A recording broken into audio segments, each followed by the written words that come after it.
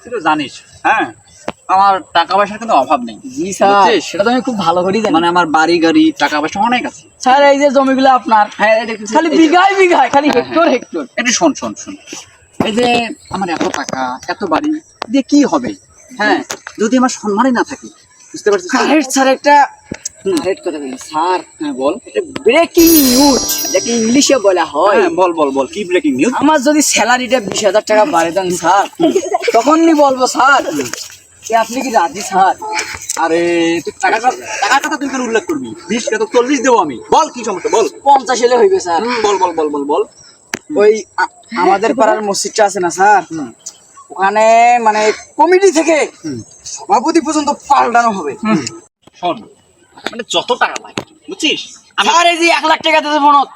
দাঁড়া দাঁড়া, হ্যাঁ শোন, বুঝতে পারছি, মানে যত টাকা লাগে তুই নিয়ে যাবি, দরকার হলে মুসল্লিদের বাড়ি বাড়ি গিয়ে ওদেরকে রাজি করাবি, সেটা একটু তোকে দিলাম। পারবি না এটা? আরো 1 লাখ লাগবে। সমস্যা, আরে আরে টাকা কথা কেন বলিস রে ভাই? টাকা দিব তো, আমি টাকা, আমার টাকা অভাব আছে দেখি। ঠিক আছে ঠিক আছে, তো চল তাহলে, এই কথা থাকলো। তুই যে কোনো প্রকারে হোক, আমি মসজিদ কমিটির সভাপতি হতে চাই, ঠিক আছে ইনশাআল্লাহ। খায়রুল তার দলবল নিয়ে তার ভাইয়ের কথা মতো মুসল্লিদের বাড়িতে গিয়ে তাদেরকে জোরপূর্বক রাজি করিয়ে নেন।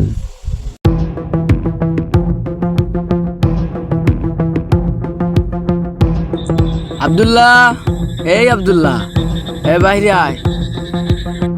আসসালামু আলাইকুম। ওয়া আলাইকুম আসসালাম ওয়া রাহমাতুল্লাহি ওয়া বারাকাতুহু। কি হয়েছে ভাই বলেন? আব্দুল্লাহ, তুমি তো জানো আমার একজন বড় ভাই রয়েছে যাকে আমি আমার বাবার মতন ভালোবাসি।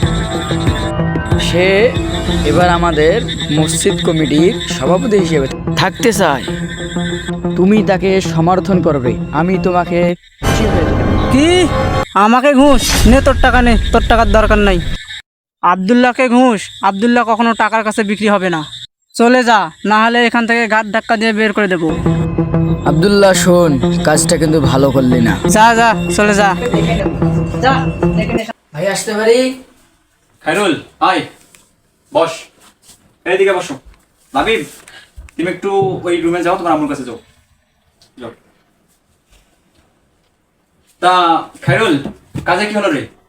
ভাই কাজ ইনশাআল্লাহ মোটামুটি শেষ, তবে একজনকে মানাতে হবে। কে সে? আব্দুল্লাহ। আব্দুল্লাহ? কেন টাকা দিছিস না তুই? টাকা তাকে ঠিকই দিয়েছিলাম, হ্যাঁ, কিন্তু সে বলেছে আমি তাকে সমর্থন করি। আমাকে সমর্থন করে না? তোমার সাহস! এই চল এখন চল। উত্তেজিত হবেন না ভাই, ঠান্ডা হন, ঠান্ডা। শোন ভাই বলে ওকে আমি পরে দেখে নেবো, বুঝছিস? মানে আমার মতো একজন লোককে ও সমর্থন করে না, ও কাকে সমর্থন করবে? শোন, আমরা কিছুদিন পর, বুঝছিস, ওর বাড়িতে যাব। মানে যখন আমাদের মসজিদের সভাপতির পদটা পেয়ে যাবো আমি, তারপরে ওর বাড়িতে গিয়ে খেলা দেখাবো। ঠিক আছে, আমার কথা বুঝছিস তুই? চল এখন। অবশেষে মসজিদ কমিটি গঠন করা হয়। নতুন সভাপতি হিসেবে নিযুক্ত হন আব্দুল সাত্তার সাহেব। খায়রুল শোন, চল আব্দুল্লাহর বাড়িতে যাই, ওর সাথে আজকে কথা আছে। আব্দুল্লাহ না? আব্দুল্লাহ শোন, তুই কি বলেছিলি আমি মসজিদের সভাপতি হতে পারবো না? শোন, আর আমার টাকায় আমাকে মসজিদের সভাপতি করেছে, আর তুই কিছুই করতে পারলি না। আর শোন, আরেকটা কথা বলি, টাকা হলে আজকাল বাঘের দুধও পাওয়া যায়। সাত্তার ভাই শোনেন, টাকা পয়সা হলে সবকিছু পাওয়া যায় না। আল্লাহ তাআলার কাছে টাকা পয়সা কোনো কিছুই পৌঁছায় না। 50 শুধু নিকামল।